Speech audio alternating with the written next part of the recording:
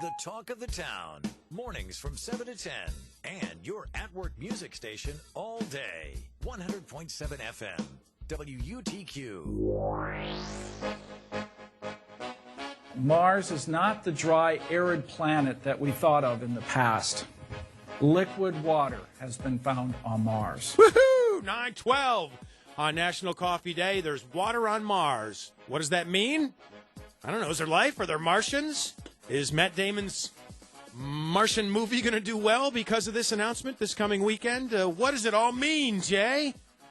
It might mean some changes here. I mean, I think we may start exploring some things. Yeah, I think we're certainly going to increase exploration toward Mars in the upcoming years because of this announcement yesterday. I know the nerd scientists were all abuzz about this yesterday. Well, we know bottled water has become, pretty prominent, and I'm sure there was times where we thought, there's no way I'm going to, buy a bottled water, I'm going to drink it out of the tap. I seen an interesting report yesterday that someone has done an experiment in which they took two of the same plants that were growing very similarly, and they took water and they boiled it right on the stove, and then they took water and they boiled it in the microwave, and they gave the two plants the same water, and the one that was used and boiled in the microwave actually started to kill the plant.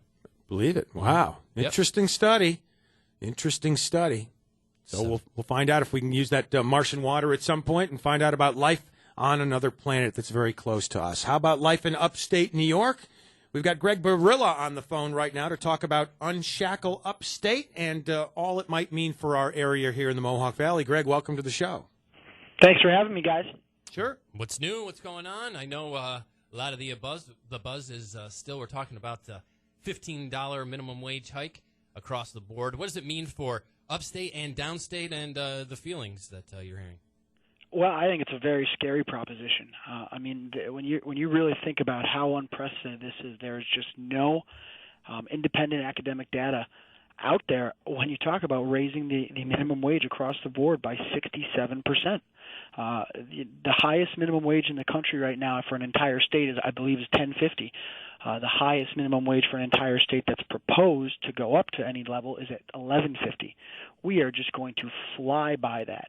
And when you think about what that's going to do for competitiveness in New York State, particularly upstate, it's a really scary proposition.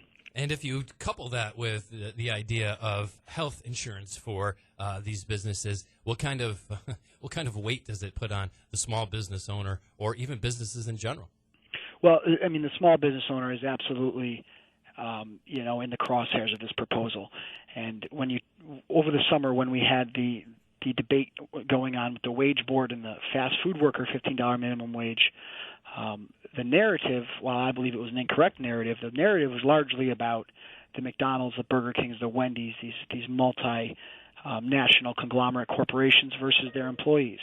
And the current proposal is such a far cry from that. It is really about Main Street businesses, ones that define our communities across upstate New York, from Utica, Rome, to Rochester, Olean, Binghamton. These are the businesses that are they have small profit margins. They're not going to be able to survive with a 67% labor increase. Talking to Greg Biryla, for the executive director from Unshackle Upstate on the Talk of the Town. And just getting away from the idea of the already established business and business owners that will be facing this, what does this mean for job creation or private sector investment and building, new jobs? I think it tells anybody who's looking to invest in New York State, spend your money elsewhere. It's just another way that we lead the nation in all the wrong categories, whether it's taxation, whether it's cost of living, whether it's our workers' compensation costs and other additional business mandates. Now we will have the highest minimum wage in the country. If New York State led the country or was worst in the country in education outcomes, if we were worst in the country in healthcare outcomes, if we were worst in the country in environmental protection, you would see an outrage across the state. But yet we lead the country in all these negative categories when it comes to business development, job creation, and you see a lot of silence from our leaders. Interesting. The Common Core situation is being reevaluated. Governor Cuomo making that announcement yesterday after a lot of outcry that started right here in upstate about the Common Core testing system and the way it judges teachers based on that system. What do you see happening in the future of that?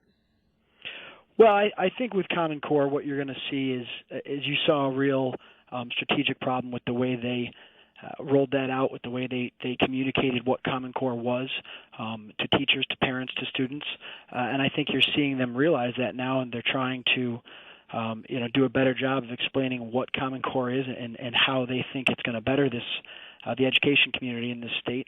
But I think everyone would agree that was communicated poorly the first go-around. Yeah, the governor pretty flippant on his approach, if you will, I think. Going back to our main idea here, do you think that hampers population or growth or business growth in our state, not being looked at as maybe a friendly educational state? Well, certainly. Education, having high educational standards and high educational achievement is critical to growing our private sector economy. And that starts in preschool and kindergarten, and it continues through our high schools. Our community colleges do great work with job and workforce training. And our higher education institutions, private and public across this state, are huge economic drivers, particularly upstate in our community. So investment and strategic planning in our education system is critical across the board. What else is on your plate, Greg, for advocating on behalf of upstate New York in Unshackle Upstate? What else is going on there? Well, obviously right now we're concentrating on the minimum wage push. We didn't expect to see the governor come out so quick, in September, right around Labor Day, proposing a $15 minimum wage. So that's going to be the major fight this year. It's something that we're working with all of our partners, from the local chambers to our partners in the nonprofit sector and local governments across the state to try to come up with a coordinated response to this. And beyond that, there's I know it's a little outside your guys' listener range, but there's a very important election happening in Binghamton to fill the seat of the convicted former number 2 in the state Senate, Tom Libous. That election is this year, while state elections are usually in 2016. So we're watching that very closely, and as usual, that will determine the balance of the Senate. Always a lot going on, even in years when Albany's out of session and there's not supposed to be any elections. Greg, and I know you guys put out this report. It's through EmpireCenter.org, but correlation between our fiscal situation here in New York State, and then with this report of 38 out of the 50 upstate counties loss of population between 2010 and 2014. Exactly. This is the result of policies like a $15 minimum wage and policies that are akin to that came for the generations before it. We're seeing this country continue to grow in population. We're seeing states in the South surge in population, cities in the South surge in population. New York City and its suburbs and Long Island continue to grow at great rates. And upstate is bleeding population. There's only one reason why that's happening. It's because we're bleeding jobs. It's not because people don't want to be there here. They do. I grew up in Buffalo. I live in Rochester. I went to school in the Southern Tier. All of my classmates who live out of town, they would love to live in Buffalo, Rochester, Syracuse, Utica, where their families are, where they grew up. But there's simply not the opportunities. And it's because of policies like what we're seeing with this $15 minimum wage that prevents those opportunities from being created in upstate New York. All right, there in Rochester, you've got Strong Museum's Toy Hall of Fame, and the wiffle ball is up for induction. Did you play as a kid? Did you play wiffle ball or not? Sure. Who can argue with wiffle ball being in the Toy Hall of Fame? Exactly. Did you use the skinny yellow bat or the big bottle bat? Absolutely. No, the skinny yellow bat. I can remember it well. Mm-hmm. Isn't that great, Greg? Something that hasn't changed or really altered for so many years. I think Dave mentioned, 1953? That's when it came out, yeah. If it ain't broke, don't fix it. Sure. And did you have special trees or rocks set up as bases and special rules for wiffle ball in your yard? Well, bases would be your extra mitts. Whoever had an extra one would put that down for second base. Mm-hmm. A tree would be first. Mm-hmm. A fence or a shrub line would be the outfield line.